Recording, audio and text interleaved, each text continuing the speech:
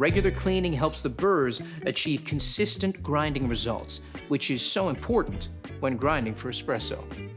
Firstly, unlock and empty the hopper. Then remove any remaining coffee beans. Replace and lock the hopper. Set the grind size to maximum and then run the grinder until empty. Unlock and remove the upper burr by pulling the wire arm up and twisting counterclockwise.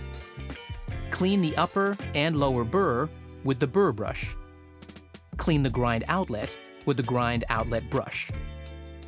Align the index marks and push the upper burr firmly into position. Lock the upper burr by rotating clockwise. Insert the hopper and lock. Return your grind setting to its previous position. Now, you're ready to fill it again with fresh coffee beans.